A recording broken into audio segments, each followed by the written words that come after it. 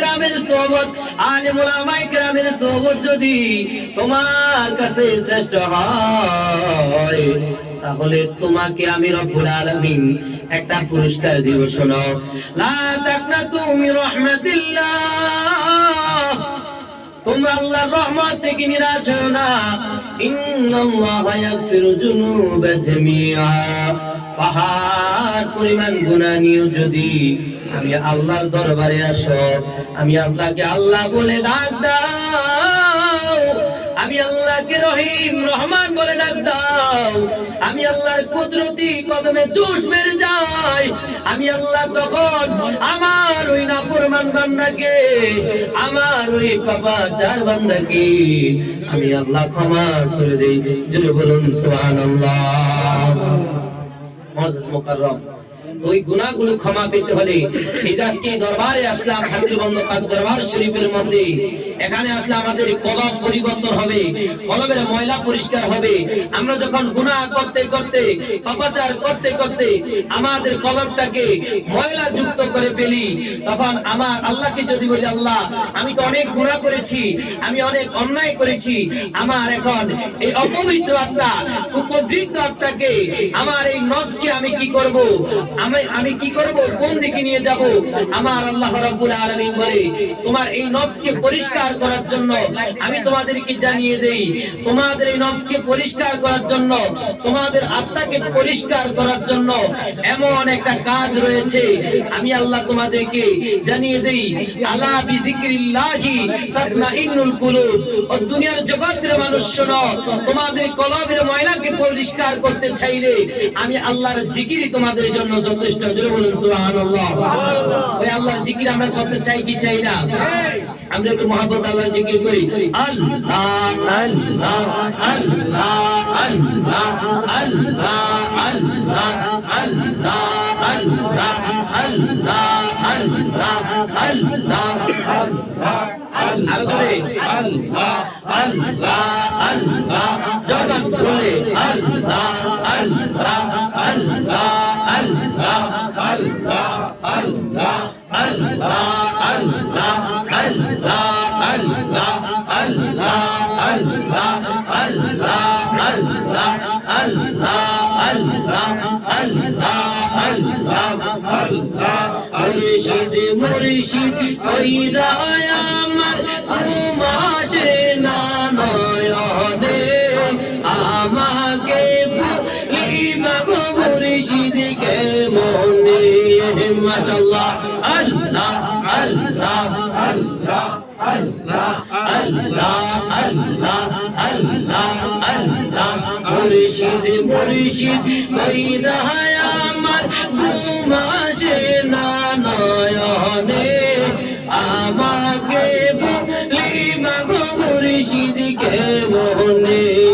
মাশাআল্লাহ আল্লাহ আল্লাহ আল্লাহ আল্লাহ। নবী নবী কইরা আমার ঘুমাছে না নয়নে, আমাকে ভুলিবা গো নবীজি কে মনে। মাশাআল্লাহ আল্লাহ আল্লাহ আল্লাহ আল্লাহ আল্লাহ আল্লাহ। ইসো ফরজুল লেখার পীর ভুলিতে আর পারি না, প্রেমের মানুষ ঘুমাইলে হয় যন্ত্রণা। মাশাআল্লাহ আল্লাহ আল্লাহ আল্লাহ আল্লাহ আল্লাহ আল্লাহ। আমি মুর্শিদ নামের দিওয়ানা, আমি মুর্শিদ নামের দিওয়ানা, প্রেমের মানুষ ঘুমাইলে হয় যন্ত্রণা। মাশাআল্লাহ আল্লাহ আল্লাহ আল্লাহ আল্লাহ আল্লাহ আল্লাহ আল্লাহ আল্লাহ আল্লাহ আল্লাহ। পাগল মন একেবার ভাবলেই না রে তোর হইব রে মরণ। মাশাআল্লাহ আল্লাহ আল্লাহ আল্লাহ আল্লাহ আল্লাহ। পাগল মন একেবার ভাবলেই না রে তোর হইব রে মরণ মাশাআল্লাহ আল্লাহ আল্লাহ আল্লাহ আল্লাহ তুই মরিলে সঙ্গের সাথী পাইবি না একজন পাগল মন একবার পাবলি না রে তোর হইব রে মরণ মাশাআল্লাহ আল্লাহ আল্লাহ আল্লাহ আল্লাহ আল্লাহ আল্লাহ আল্লাহ আল্লাহ লা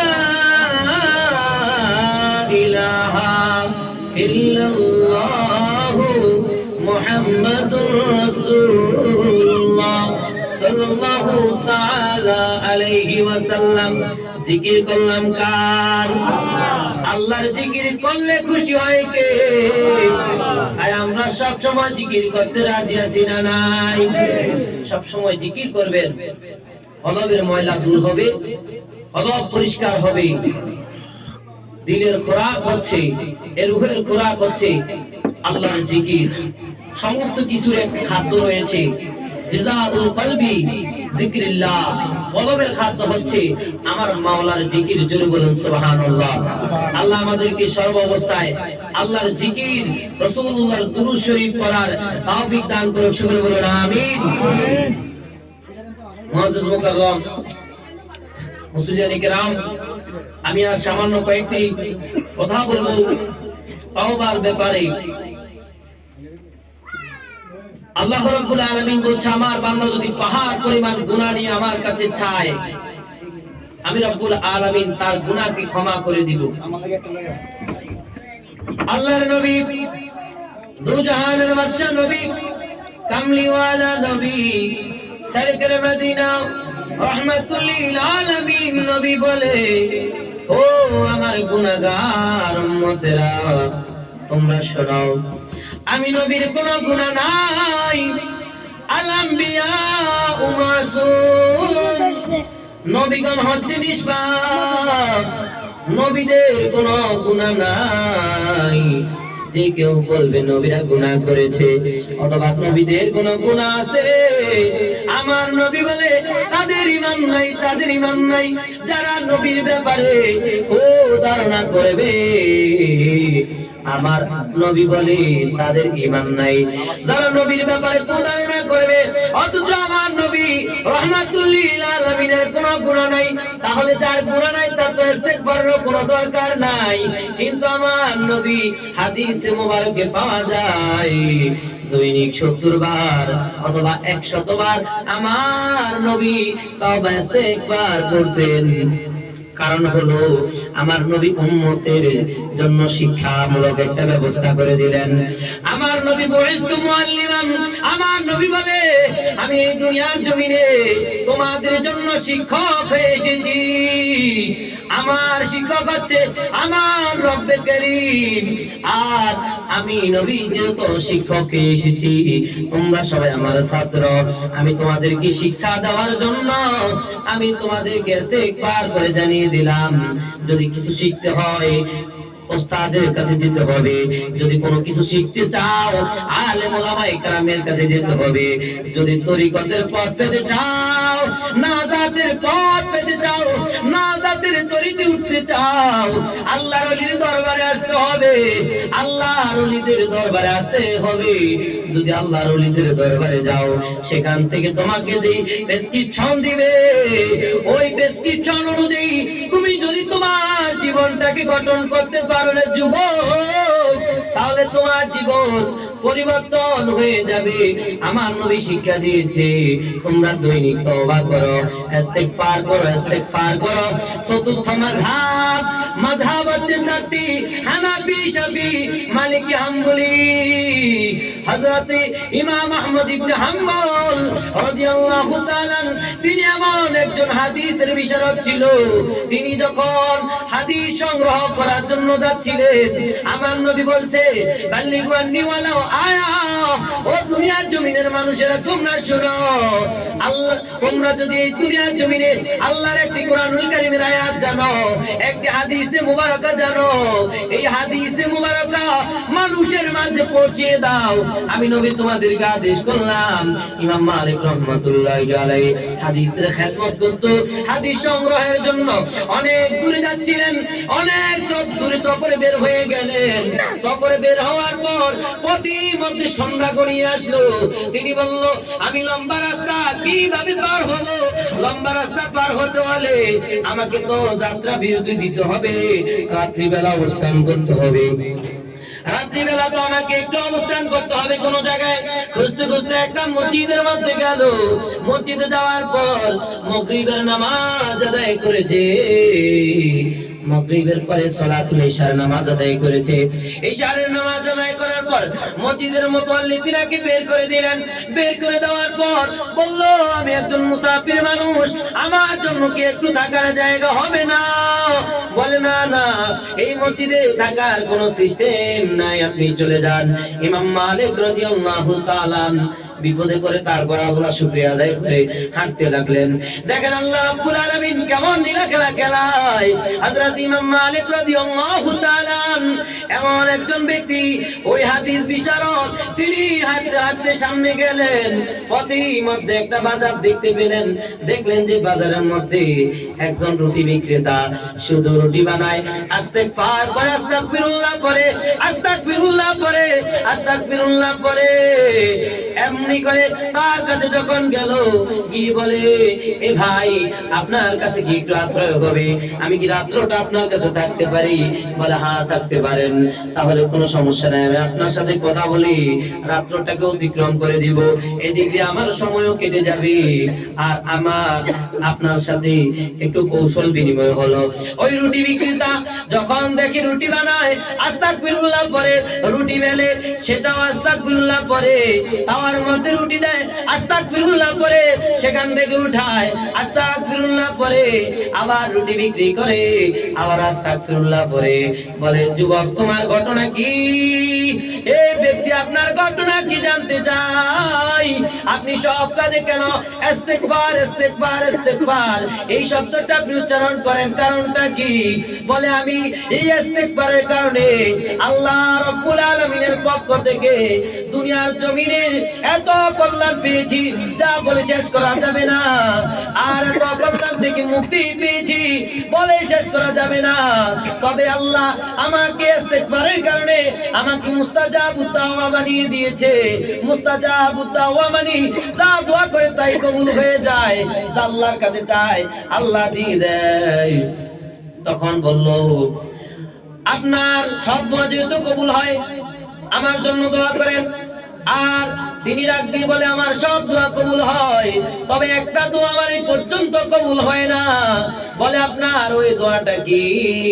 ডাক দিয়ে বলে, আমার একটা দোয়া, একজন হাদিস বিশারদের নাম শুনেছি, ইমাম আহমদ ইবনে হাম্বল, আমি তাকে একটু দেখতে চাই, আমি ওই আলেমটাকে দেখতে চাই। আমি যে একটি হাদিস মুবারক আপনাদের মাঝে তেলাওয়াত করেছি, আমার নবী বলে, কুন আলিমান, বললে তোমরা আলেম হয়ে যাও, সম্ভব হলে আলেম হয়ে যাও, আও মুতাআল্লিমান, অথবা আলেমের ছাত্র হয়ে যাও, আও মুহিব্বান, ওইটাও যদি না করো তাহলে আলিম উলামায়ে কেরামকে মহব্বত করো, ভালোবাসো, আও মুত্তাবিয়ান, এটাও যদি না পারো তাহলে আলেম উলামায়ে কেরামের ফলোয়ার হয়ে যাও, আলেম উলামায়ে কেরামকে অনুসরণ করো।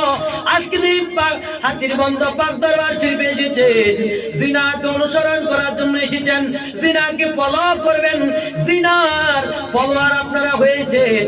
আপনারা যদি তিনার ফলোয়ার হয়ে যান, একজন আলেমের ফলোয়ার হয়ে যান, একজন আল্লাহ ওয়ালার ফলোয়ার হয়ে যান, একজন রাসূল প্রেমিকের ফলোয়ার হয়ে যান, তাহলে আমার নবী বলে, ও দুনিয়ার জমিনের মানুষ, ওয়ালা তাকুনিল খামিস, আর পঞ্চম নাম্বার হইও না, ফাতুহলিক, তোমরা ধ্বংস হয়ে যাবা। অর্থাৎ আল্লাহ ওয়ালার বিরুদ্ধে উচ্চারণ করা যাবে না, হক্কানি রব্বানি মুহাক্কিক আলেমের বিরুদ্ধে উচ্চারণ করা যাবে না। জিনার মধ্যে ইলমে শরীয়তের জ্ঞান, ইলমে তরিকতের জ্ঞান, ইলমে মারিফতের জ্ঞান, ইলমে হাকিকতের জ্ঞান রয়েছে, তাদের বিরোধিতা কখনো করা যাবে না। যদি করেন, আমার নবী নবী বলে ফাতুলিক তোমরা ধ্বংস হয়ে যাবা। এই জন্য আমরা আল্লাহর নবীর এই আদেশকে মান্য করার জন্য আলেম ওলামায়ে কেরামের বিরোধিতা করি না, আলেম ওলামায়ে কেরামের পক্ষ হয়ে আলেম ওলামাকে মহব্বত করে, আল্লাহর আউলিয়া কেরামদেরকে মহব্বত করে, আল্লাহর বন্ধুদেরকে মহব্বত করে, আল্লাহর ওলিকে মহব্বত করে আমরা আজকে হাতের বন্ধ পাক দরবার শরীফে এসেছি। ঠিক না বেঠিক? আল্লাহ আমাদের আজকের এই আশাকে হাজিরা দাওয়াতকে কবুল করুক, সকলে বলুন আমিন। আমরা যাতে জান্নাতের মধ্যে এই আল্লাহর ওলির নেগায়ে করমের মাধ্যমে, রাসূলুল্লাহর মহব্বতের মাধ্যমে আল্লাহর রাযামন্দি হাসিল করে জান্নাতের মধ্যে যাতে এইভাবে সকলে একসাথে বসতে পারি, জোরে বলেন আমিন। মুআজ্জিজ মুকাররম, ওই রুটি বিক্রেতাকে জিজ্ঞেস করলো আপনার কোন আমলটা কবুল হয় না? বলে আমার সব আমল কবুল করেছে আল্লাহ, সব দোয়া কবুল করেছে, আমাকে মুস্তাজাবু দাওয়া বানিয়েছে, তবে আমার একটা প্রার্থনা আল্লাহ এখনো কবুল করে না। ওই আলেমকে আমি দেখবো, ওই হাদিস বিশারদকে দেখবো যিনি ইলমে হাদিসে নববীর খেদমত করে যাচ্ছেন, এত কষ্ট এত সাধনা করে যাচ্ছেন। রাসূলুল্লাহ ইসলামের জন্য যে কষ্ট করেছেন ওই কষ্টের ভাগীদার ইমাম আহমদ ইবনে হাম্বল তিনি হতে চাচ্ছেন, তিনি সে খেদমত আঞ্জাম দিচ্ছে। ওই পরিশ্রম করা ব্যক্তিটাকে, ওই হাদিসে নববীর ইলমে দ্বীনের খেদমত করেনেওয়ালা ব্যক্তিটাকে আমি দেখতে চাই, ওই ব্যক্তিকে আমি দেখতে চাই। আল্লাহ আমার এই দোয়াটা কবুল করে না। তখন ইমাম মালিক রাহমাতুল্লাহি আলাইহি বলে, ও রুটি বিক্রেতা তুমি শুনো, আমার আল্লাহ তোমাকে নিরাশ করে না, আমার আল্লাহ তোমাকে নিরাশ করে না।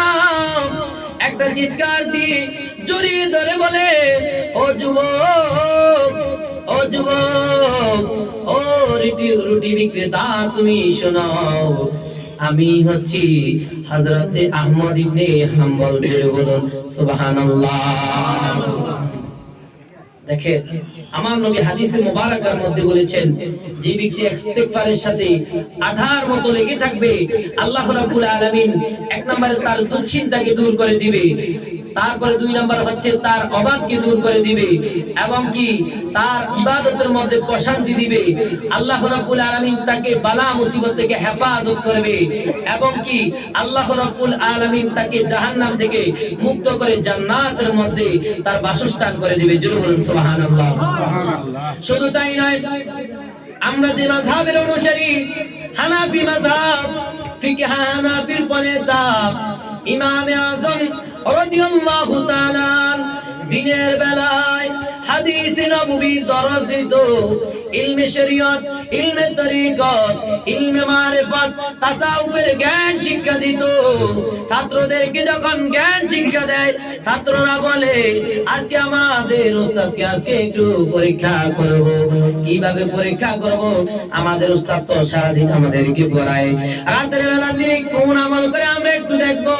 ছাত্ররা পিছন পিছন হেঁটে ইমামে আযমের পিছন পিছন হেঁটে যখন ইমামে আযম রাদিয়াল্লাহু তাআলা আনহুর পিছে পিছে যাচ্ছে, দেখতেছেন এশারের নামাজের পরে তিনি আল্লাহর ঘর মসজিদের মধ্যে বসে, আল্লাহর ঘর মসজিদের মধ্যে বসে ওই আল্লাহর ওলি হযরতে ইমামে আযম রাদিয়াল্লাহু তাআলা তিনি ইমামে আযম রাদিয়াল্লাহু তাআলা তিনি ওই মসজিদের মধ্যে দাঁড়িয়ে দাঁড়িয়ে তার দাড়িগুলো হাতে হাতে বলতেছে, ও মাবুদ মাওলা গো, হাসরের ময়দানে অথবা আল্লাহ তুমি যখন বিচার কার্য পরিচালনা করবা,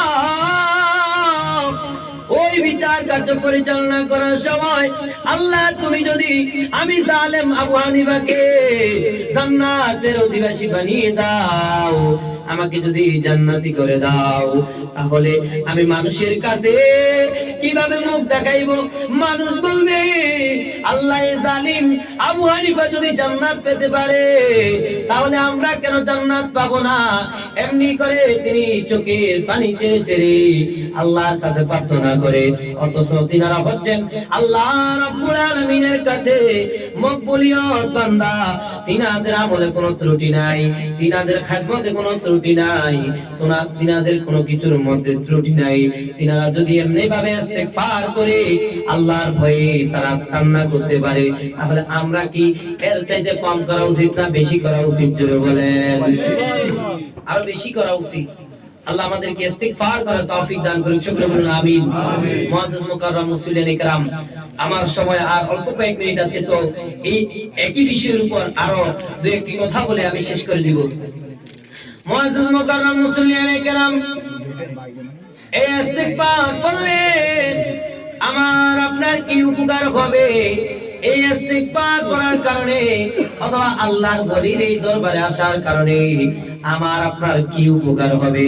আমরা যে আলেম ওলামায়ে কেরামের কাছে দোয়া চাই, হক্কানি রব্বানি মুহাক্কিক আলেম ওলামায়ে কেরাম আল্লাহর ওলি আমাদের পীর ও মুর্শিদের কাছে আমরা যখন দোয়া চাই, একদল বলে এগুলা বিদআত, এগুলা শিরক, দোয়া করা যাবে না।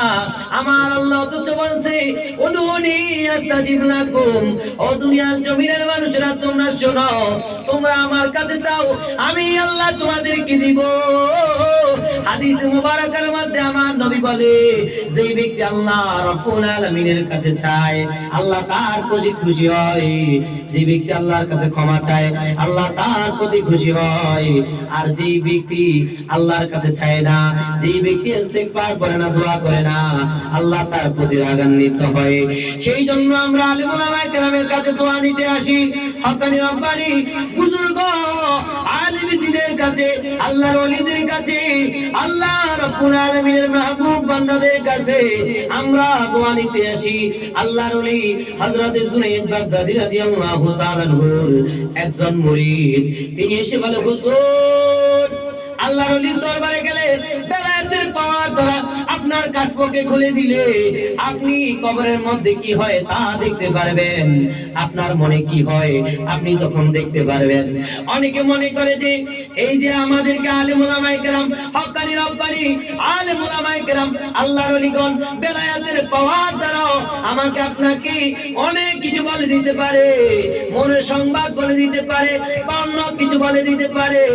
আমরা অনেক সময় বলি হয়তো জাদুবিদ্যা হয়, হয়তো জাদুবিদ্যা বা জিন ইনসানের অন্য কিছুর দ্বারা এগুলা করতে পারে। বাবা আসলে এটা না, বরং হচ্ছে বেলায়েতের পাওয়ার দ্বারা যেই ব্যক্তি বেলায়েত প্রাপ্ত হয়ে যায়, যেই ব্যক্তির কাশপটা খুলে যায়, আমার আল্লাহ তিনাকে মকবুল করে নেয়।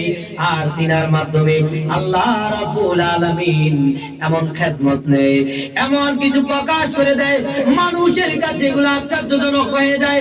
যেমনি করে আমার নবী রাহমাতুল লিল আলামিন যখন অসংখ্য গরিত মক্কার মানুষকে মুজিজা দেখিয়ে দিয়েছিল, আমার নবী মুজিজা দেওয়ার পরে বলে, আব্দুল্লাহর বেটা মুহাম্মদ মনে হয় জাদু করেছে। জোরে বলেন নাউযুবিল্লাহ। বস্তুত এগুলা কি জাদু? এগুলো জাদু না, বরঞ্চ এগুলো আল্লাহর ইলহাম। জোরে বলুন সুবহানাল্লাহ। আল্লাহর ওলিদের সেটা হয় বেলায়েতের পাওয়ার দ্বারা, কাশফ খোলার দ্বারা। আল্লাহর ওলি জুনায়েদ বাগদাদীর কাছে এসে বলে, ওগো হুজুর আমি আপনার কাছে বায়াত গ্রহণ করেছি, আমার কাশফটা খুলে দিয়েছেন, আমার এই কাশফের মাধ্যমে দেখলাম আমার মমতাময়ী মা ইন্তেকাল করেছে। ইন্তেকাল করার পর আমি আমার মায়ের গুরুস্থানের পাশ দিয়ে যাই, দেখি আমার মায়ের কবরের মধ্যে আযাব হয়, আমার মায়ের কবরের মধ্যে আযাব হয়। ওগো আল্লাহর ওলি জুনায়েদ বাগদাদী, আমার মায়ের জন্য একটু দোয়া করেন। পৃথিবীর জমিনে সন্তান অসুস্থ হলে মা সন্তানের জন্য আল্লাহর কাছে ফরিয়াদ করে, দোয়া চায় মানুষের কাছে, অথবা সন্তান মা বাবার অসুস্থতা দেখে, বিপর্যয় দেখে মা বাবার জন্য দোয়া করে, মা বাবার জন্য কান্নাকাটি করে, ওই সন্তান দোয়া চায় মায়ের জন্য। জুনায়েদ বাগদাদীর কাছে, আল্লাহর ওলির কাছে দোয়া চায়, হুজুর আপনি আমার জন্য একটু, আমার মায়ের জন্য একটু দোয়া করেন। আল্লাহর ওলি জুনায়েদ বাগদাদী রাহমাতুল্লাহি আলাইহি তিনি কি করলেন? সূরাতুল ফাতিহা তেলাওয়াত করলেন।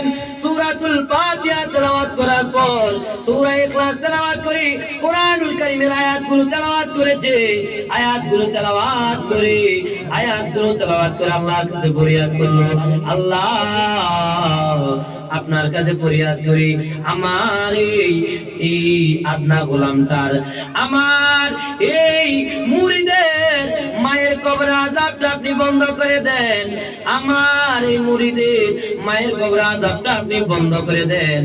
আমার আল্লাহ রাব্বুল আলামিন ওই আল্লাহর ওলির চাহনির কারণে আল্লাহ ওলি যে চেয়েছে, আমার আল্লাহ হাদিসে কুদসির মধ্যে বলে, আমার আল্লাহর ওলিরা যখন কোনো কিছু আমার কাছে চায়, যারা আমার রেজামন্দি হাসিল করেছে, যারা আমার রেজামন্দি হাসিল করেছে, আমি আল্লাহর কাছে তারা যখন কোনো কিছু চায়, আমি আল্লাহ তাদেরকে সেটা দিয়ে দেই।